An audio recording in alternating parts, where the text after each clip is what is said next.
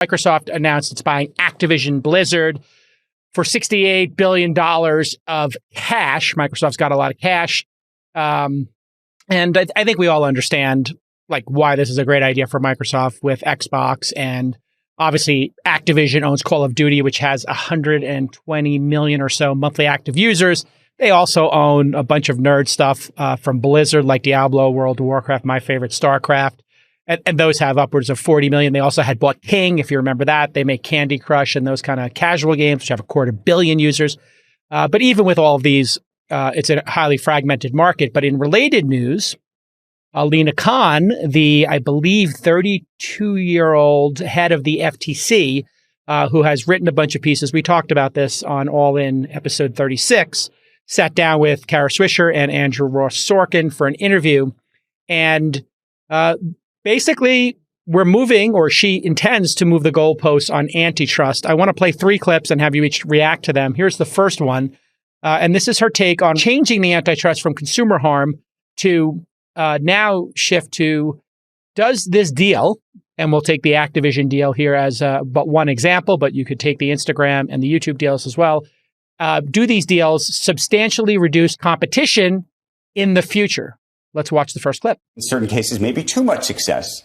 And so the question is, when is the regulator supposed to say, this could work, and if it works, it's actually worked too well? It's an interesting question. And I think, for enforcers, the real question is this a deal that could lessen competition? And in hindsight, all deals to some degree, are going to lessen competition. Substantially lessen competition or tend to create a monopoly. And there's also indication that Congress wanted enforcers not just to act when, the third and fourth companies are merging or the first and second, but actually in the incipiency. When you see trends towards concentration, that those can also be important moments for enforcers to jump in. So what do we think, Friedberg, about this sort of new rubric? Not consumer harm, because obviously if Microsoft buys Activision and makes those part of Game Pass and you get Call of Duty for free with your Game Pass and the Candy Crush games and Blizzard games, that's good for consumers. They get a whole bunch of more games. It would be like Disney buying Star Wars. You get all the Star Wars stuff in Disney Plus for the same low price. Yeah. Look, Sachs is our legal eagle here. Legal eagle. But I'll just say before, he probably speaks better informed than me. If it's not about consumer harm and it's about decreasing competition in this broadly, I would argue, subjective sense, then what's scary is that there are going to be decisions made by interpreters of what is and isn't competitive. And ultimately, if they're not trying to keep in mind the best interest of the consumer, then it is, in fact, going to cause consumer harm at some point. Not necessarily in all deals that they block, but there will be deals that they may block that may have benefited consumers, meaning prices go down. Imagine having all of your products integrated in one streaming service instead of having to pay for 3 streaming services. So instead of paying $70 across HBO Max and Disney Plus and Netflix, you get everything in one. But today, the regulators would not let those businesses merge because that would be anti-competitive under this context. And so this is going to be a touchy debate, and it's going to be difficult, I think, ultimately to rationalize this if there is going to be a point in the future where we can actually show that consumer harm would be caused by decreasing competition in a marketplace. And so I would be nervous about that subjectivity and the slippery slope it enables. I think it's a great point. Think about it. If you had to pay, instead of for Disney Plus, you paid for Pixar Plus, Disney Plus, Marvel Plus, and Star Wars Plus, it'd be chaos in your household to manage all those accounts. It's a much better offering. Better consumer experience, yeah. Much better consumer experience and cheaper. And this is why, by the way, this is why I said in the past, we use the term monopoly as if it's de facto evil and bad.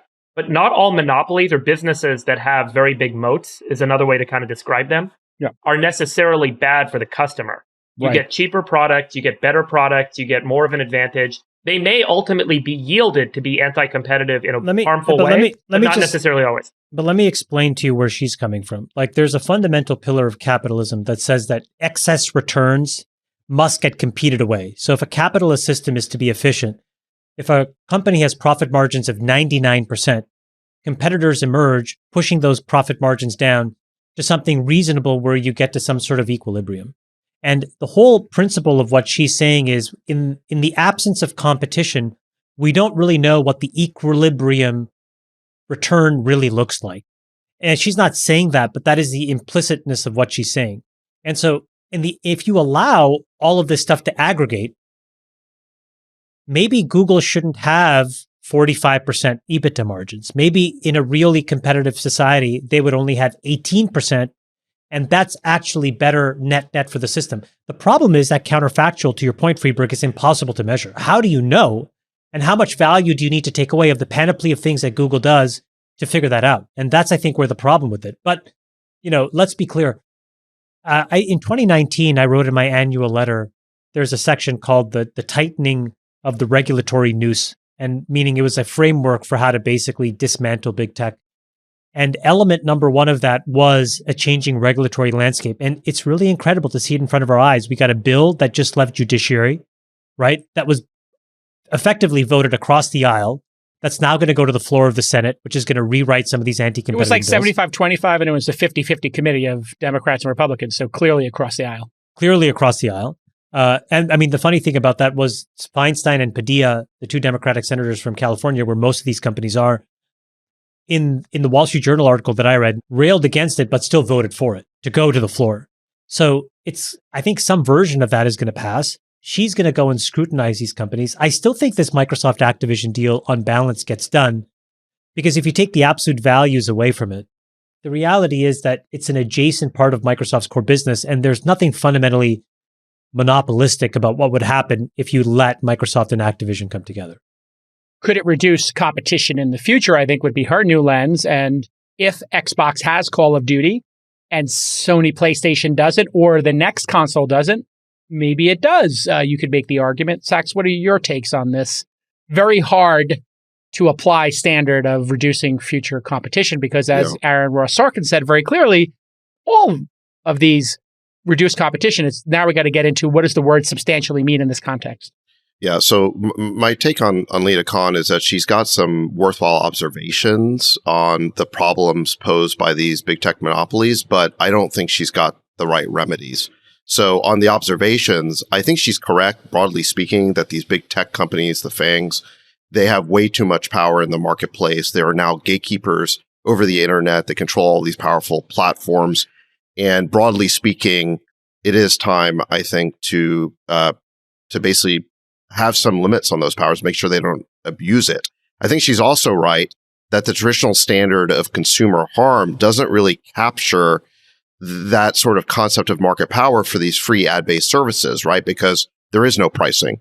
And furthermore, I think she's got a point when she says that, when you say no pricing, you mean Facebook and Google the consumer doesn't pay. So how can there be consumer harm, right? So clearly that there's that standard of consumer harm doesn't really capture the market power dynamic. And then I think the last observation she makes, which I think is pretty valid, is this idea that, when Facebook bought Instagram at that time, it didn't seem to be a problem, but it definitely allowed them to extend their monopoly from the desktop into mobile, and it probably should be scrutinized harder. My problem is with her remedies. I mean, what she's basically saying is, first of all, like you said, any deal that could decrease competition in the future is a problem. Well, the whole goal of business and making business moves like an acquisition is to build your moat, is to win, create a more competitive offering. So there's no limiting factor. There's no bright line test there. At least with consumer harm, there's a bright line test, which is about pricing, right? It's mathematically measurable. So you could create a model around it. Here, there's absolutely nothing. And so what it's going to do is completely politicize the process of getting an M&A deal approved. And you can see this when she's talking about the impact on labor.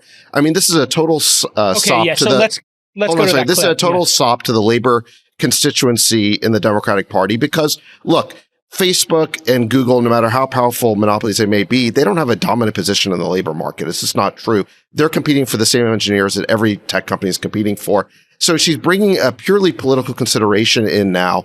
And so, again, there's no bright line rule. It's going to be heavily political. Companies trying to get a merger approval never know whether they're good or not. And even after they get approved, they'll never know they're good. And I have a big problem with her saying that any deal that they approve can be reopened and reevaluated a decade into the future and reversed. I.e. the actions they're taking against companies Instagram now. need certainty. That's the real issue. It's the rules of capitalism have been that the smarter / more strategic, entity if they can run their plays more efficiently, has the right to win. This is almost trying to say, actually, not really. And that is very problematic. Yeah, so yeah, you never know you're good. You never know you're good. And then the problem that it'll create in the equity market specifically is Chaos. How do you actually drive shareholder returns? And then what do all these shareholders then do if these companies are rendered to basically stay where they are? So and you take a snapshot. You take a snapshot of the economy and you say, this was what it will be from now on. But Sachs's point is really interesting. It's going to require M&A to become kind of a political maneuvering process, similar, create sort of these, obfuscated gates where you don't really know what it's going to take to get through there. And then you've got to go do what you do when you try and convince foreign governments to work with you or allow you to do a transaction in a foreign government, in a foreign country, where you got to go in and you got to go figure out the politicians, who they are, what they want, and then put together a political consortium that's going to approve the deal, given that there's now going to be subjective validation, whereas before, I think the criteria were much more objective. Let me play this other clip. This is the clip that Sachs was referencing. Lina Khan also talks about how labor unions are trying to get in on the action/grift. See you on the other side. Some of this research has showed that labor markets are significantly concentrated, and it's led to additional thinking at the policy level of how this should be affecting what antitrust enforcers are doing. Mm-hmm. So the Justice Department, including in the last administration, started looking at no-poach agreements more closely, instances in which employers may be colluding to suppress wages. Both agencies have been looking at the ways in which mergers in particular may lessen competition for labor and have downstream effects on workers in ways that are harmful, and that also needs to be on our radar. So I think this is an ongoing conversation, but increasingly the question is, how we implement some of these priorities and not, whether they're important. But this is the first time you've included labor. This is something labor's wanted for a long time, the idea of looking at antitrust through the lens of unemployment, essentially. Yeah, there's an interesting history here. I mean, there were cases in which, unions were supportive of transactions because they thought they would lead to more downstream benefits. But I think we started to see through retrospective studies instances in which, mergers actually ended up having a harmful effect. And so I think that is what's significantly contributing to this. This is also part of what I said in 2019. The third element of that plan was you have to change the rules on stock-based compensation. So instead of her talking about it as labor, I think the more accurate way to say it is like there's very valuable human capital in technology business. A few people have, discontinuous impact on these businesses. And it has been a stated strategy of all of big tech to use their balance sheets to buy small companies in their incipiency, to use her words, not because it helps advantage their monopoly, but it prevents the leakage of human capital into other ideas, and it prevents those other ideas from really flourishing. That's really what's been happening for years in Silicon Valley. And we all know that. All the acqui-hiring we see is about hoarding talent. And you'd rather pay these people millions of dollars a year, if you're big tech, to basically work on next to nothing than take the risk of them going across the street to a competitor and then having them build something that disrupts you. Yeah, and this is such a known But the only thing. way... sorry, just to finish, one of the ways that you can change it is you have to change the way that stock-based compensation works, how it's accounted for, how you can actually deal with it on a GAAP basis, how capitalists then treat that in terms of their earnings. If you don't do that, none of the models change. Yeah. People look past it. People look through it. They don't think it's a real cost, which it is. And then you're allowed to continue to do it. That's really the underlying issue. And so much so, Chamath, that the hoarding of human capital was a reoccurring theme on the Silicon Valley HBO show, where people in Hulu were getting paid millions of dollars and hanging out on the roof. Freeberg, when you look at this human capital and labor being brought into it, isn't the point of a lot of M&A to eliminate jobs and eliminate redundancy? So if you brought in YouTube at Google, I'm not sure if you were there at that time period, the distinct concept was, hey, we already have an advanced ad network, we already have accounting, and we already have servers around the world and storage. You don't need to hire those people. We can get rid of them or whatever, and we get rid of that redundancy. Scale. Large-scale consolidation, that's certainly true. Most M&A in technology is the opposite, where an acquisition takes place and the acquisition gets fueled by further investment after the acquisition is made. When YouTube was acquired, there was a few dozen employees there. And then very quickly, Google scaled that team, the engineering team, the infrastructure team.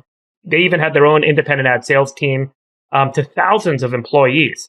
And without that, it would have been very difficult for YouTube to achieve that scale, both from a product success perspective, an infrastructure perspective, but also an employee-based perspective with the amount of capital it would have taken to go and raise that from venture capitalists. Got it. Maybe nowadays where there's billions of dollars floating around, it would be different. But back then, it would have been very hard. And I think so that's the same for WhatsApp and Instagram at Facebook. Yes, exactly. WhatsApp was 19 people when it was acquired, and now it's thousands, I'm certain, and Instagram's the same. And so what we've seen traditionally, or not traditionally, but over the last 10, 15 years with internet-based acquisitions is not about consolidation and reduction in costs, but about taking and enabling technology and accelerating it on an existing platform. Now, number one, it makes that new technology or product far more successful, far more far-reaching, and more consumers benefit from it. Number two is it now makes that platform harder to compete with. So as a platform, it's going to be a lot harder to catch up with the cash flows being generated at Google and at Facebook, given how quickly they reinvest that capital in new technology to further their advancement. And to your point. Yeah, but I would say what's been so significant over the past 15 years that people are lifting their head up is that it has been both beneficial to consumers and anti-competitive. So that was exactly what I was going to get to here. Your YouTube example is the perfect one because if you look at YouTube, think about all the joy, education, communication it has created on a global basis as a juggernaut. And it's free. Yeah. And it's free. And that has helped humanity so much in this new lens. But no one else can make a video ad site like this. Yeah, exactly. There's no competition. We're now looking at all the benefit that YouTube has created for humanity versus the fact that it's going to be impossible to displace YouTube now. To your point, Sachs, how do you get past the bright line? Do you have a suggestion for a way? And would you now look at something like YouTube and say, we shouldn't have allowed that to happen? YouTube was on death's door because of the lawsuits and the server bills. We all know that.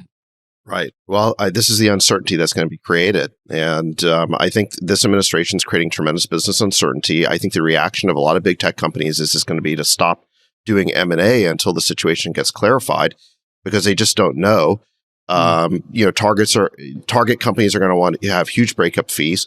And it's just going to have a chilling effect on the market for M&A. I mean, business needs certainty, and they're not giving it in this business environment.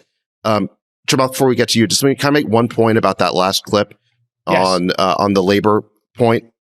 Listen, this feels to me just like when the administration talked about clean tech and clean energy and electric vehicles, but then they only gave the subsidy to the car companies that were basically union shops, and they didn't give Tesla the same. That's right. They excluded Tesla. They excluded Tesla from the EV summit. They tried to pretend that Ford and GM were the ones driving the EV revolution in the U.S. It was laughable. What they were trying to do there is they were shoehorning a union agenda into clean tech, and I think that's what Lina Khan was doing in that clip. She was shoehorning a union agenda into antitrust law, and it's a bit absurd because Facebook and Google, even though they are very powerful companies, when it comes to talent, they are in a war for talent, just like everybody else. They compete against each other. There's not a union issue there. These are not factory employees. These are not mistreated employees. These are very well-paid employees. And moreover, the market is highly competitive. And we don't need them trying to insert this union agenda into antitrust law.